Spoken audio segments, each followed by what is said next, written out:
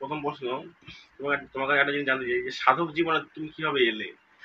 সাধক জীবনে অনেক কঠোর তপস্যা করে এবং নানা তীর্থস্থানে ঘুরে ঘুরে বহুত দিন যাবৎ এই স্থানটাকে আমি সংগ্রহ করার জন্য এবং এই সাধকের রাস্তায় কি কি পাওয়া যায়, কি কি থেকে ভক্ত এবং পরিজনবর্গ এবং সমাজের সাধন এবং উন্নতি এবং সেই গ্রহ যোগের থেকে মুক্তি পায়, সেই জন্য আমি এই রাস্তাটা বেছে নিয়েছিলাম। তোমার জীবনে দেখা কোনো সত্য ঘটনা কিছু আছে? অনেক কিছু আছে। সেগুলো বল শুনি। যেমন আপনার ধরুন, কোনো মানুষ যেতে আসতে হঠাৎভাবে কোনো ভয়ে আতঙ্কিত হয়ে যায়, সেই স্থানে যদি আমার মতন কোনো ব্যক্তি যদি থাকে, তাকে তন্ত্রক্রিয়া করে সঙ্গে সঙ্গে তাকে সেই স্থান থেকে মুক্তি দেওয়া যায়। এরকম অনেক ঘটনা আছে। একটা ঘটনা বলো শুনি।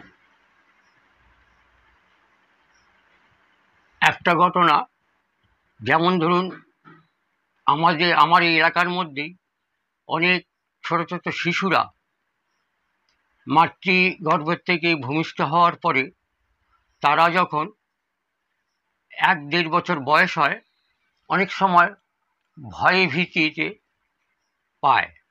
সেগুলো কোনো জলের মধ্যে মন্ত্রভূত করে কিংবা তার গায়ে 3টে ফু দিয়ে যদি একটু মন্ত্র জপ করা যায়, সেই সব ক্ষেত্রে অনেক বাচ্চারা আরোগ্য লাভ করে।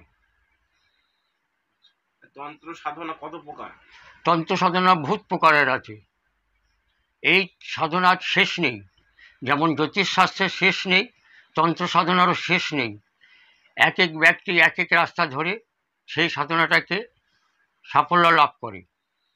তুমি তুমি কোন সাধনা করছো? আমি তারামায়ের সাধনা করে এই জায়গাটায় এসেছি।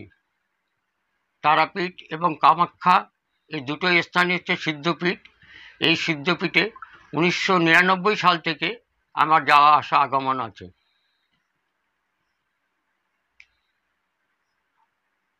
তারাপীঠে তোমার দেখা কোনো মানে যোগ্য স্থানে তোমার দেখা কোনো মানে ঘটনা আছে? এখন আমার বয়স হয়ে যাওয়াতে আমি এখন তারাপীঠে যাওয়া মানে যজ্ঞ করাটা বন্ধ করে দিয়েছি। অনেক সময় যেতে পারি না শারীরিক অসুস্থতার কারণে। যেমন জ্যৈষ্ঠ মাসে ফলালিনী অমাবস্যায় আমরা দীর্ঘ বছর করে এসেছি এবং এখনও মাঝে মাঝে আমার গুরুজনের সহিত তারাপীঠে হোমযজ্ঞে বসি। আপনার গুরুর নাম কি? আমার জ্যোতিষশাস্ত্রের গুরু হচ্ছেন শ্রী তরুণ কুমার আচার্য এবং তন্ত্র সাধনা গুরু হচ্ছেন পার্বতী পণ্ডিত। বান মারা কতটা সত্য? বান মারা কোনো কুকর্ম, ওই কর্মটা কখনোই ঠিক না। এই যে মানুষের যে একটা মানুষের যেমন কিংবা কোনো পশুর ওপরে কিংবা কোনো বৃক্ষের ওপরে এই যে কাজগুলো করে, এগুলো নিষিদ্ধ। এগুলো যারা পড়াশোনা করে শিক্ষাগত অর্জন করে যারা এই সাধনাটা করেছে তাদের কাছে এইসব জিনিসগুলো নেই এবং তারা এই জিনিসগুলো কখনোই প্রশ্রয় দেয় না। যারা গুণী, যারা ফকির, যারা এই তন্ত্রক্রিয়ার মাধ্যমে নানা রকম বাড়িতে নানা রকম জায়গায় গিয়ে নানা রকম আলোচনা করার পর সেগুলোকে কুকর্মের একটা লিপ্ত হয়ে যায় কুকর্ম করতে গিয়ে তাদের। এবং যে নাকি এই কুকর্ম করবে তার কিন্তু প্রতিফল পাবে সে।